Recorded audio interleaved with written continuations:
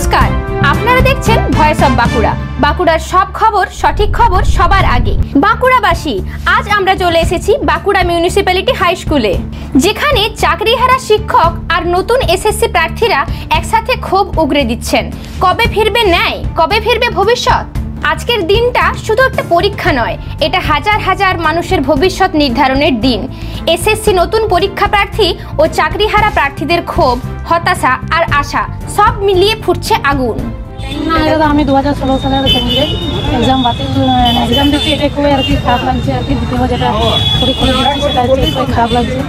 আচ্ছা, আপনি নতুন ক্যান্ডিডেট? হ্যাঁ। আচ্ছা, তো প্রশাসনকে আপনি কিছু বলতে চাইছেন যে আরও এই যে আপনারা ধরুন দাদা দিদিরা যারা আরও নতুন মানে নতুন নয়, চাকরি চলে গেছে, আবার নতুন করে বসতে হলো তাদের কি বলতে চাইছেন আপনার মত? দেখুন, প্রথম কথা হচ্ছে যে যদি কেউ দোষ না করে দোষের শাস্তি পায় তাহলে এটা তো ঠিক নয়। তবে আবার অন্যদিক থেকে এটাও ঠিক যে যখন বাছা গেল না, আলাদা করা যাচ্ছে না, তখন কীভাবে সেটাকে সে সমস্যার সমাধান করবে। তাই সেক্ষেত্রে মেজরিটি হিসাবে সেটা পুরোটাকে বাদ দিতে হলো, কিন্তু আমার মনে হয় যে এটা সঠিক হলো না। মানে না, কিছু জনের জন্য কয়েকজনা সাফার করে গেল, এই একটা খুব বাজে ব্যাপার হয়েছে। 2016 সালের নিয়োগ কেলেঙ্কারির পর সুপ্রিম কোর্টের নির্দেশে প্রায় 25,700 জনের চাকরি বাতিল হয়েছে।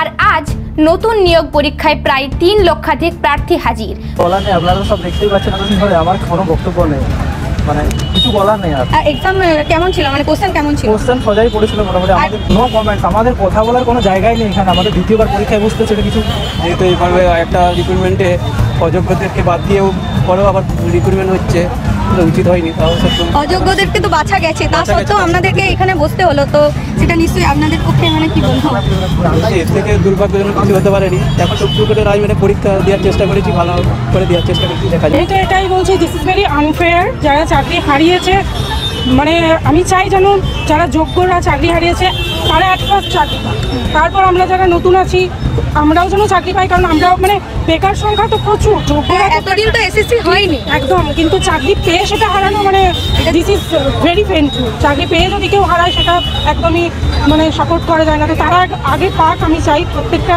যোগ্য ক্যান্ডিডেট যারা সত্যিকারের যোগ্য তারা আগে চাকরি পাক, তারা নিজের নিজের জায়গায় নিজে আবার চাকরি ক্ষেত্রে ফিরে যাক। তারপর আরও কিছু মানে প্রত্যেকটা সিটে ফেয়ারলি সবার অ্যাপয়েন্ট হোক, এটাই। আপনার কি মনে হয় যে এবারেও কি ঠিকঠাকভাবে খাতা দেখা হবে না আবার? এখন মানে এটা যদি আমি কোয়েশ্চেনে বলি, মানে this is very complex, this would be আর কমপ্লেক্স আনসার। তো আমি এটা নিয়ে কিছু বলতে চাই না, কারণ এটা নিয়ে বললে এখানে পলিটিক্স অনেক কিছু আসছে।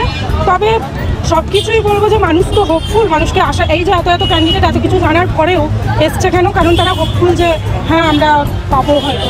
যেহেতু এত বড় একটা ধাক্কা হয়ে গেছে, তো আমার মনে হয় না আর এটা রিপিট হবে। রিপিট হলে সেটা পাবলিক হয়তো আর মেনে নেবে না। তো রিপিট যেন নাই হয়, আর হবেও না আশা করি। রিপিট হলে সেটা এবার একটা ভয়ঙ্কর রূপ নেবে, তো সেটা যেন না হয় সেটাই চাই। আমি সমস্ত যোগ্যদের অল দ্য বেস্ট জানাই। আই উইশ যে তারা যেন সবাই নিজের জায়গায় আসতে পারে। প্রশ্ন একটাই, স্বচ্ছতা কি ফিরেছে নাকি আবারও সেই পুরনো খেলা? বাঁকুড়া হাই স্কুল থেকে সরাসরি বার্তা, চাকরি হারানোদের ন্যায়, নতুন প্রার্থীদের ভবিষ্যৎ। এটা শুধু দাবি নয়, এটা অধিকার। দুর্নীতি থামান, স্বচ্ছতা ফিরিয়ে আনুন। এই ধরনের গুরুত্বপূর্ণ খবর সবার আগে পেতে আমাদের চ্যানেলটি সাবস্ক্রাইব করুন, আর ভিডিওটি শেয়ার করতে ভুলবেন না। আপনার মতামত কমেন্টে জানান, আর লাইক শেয়ার করে ভয়েস অফ বাঁকুড়ার পাশে থাকুন।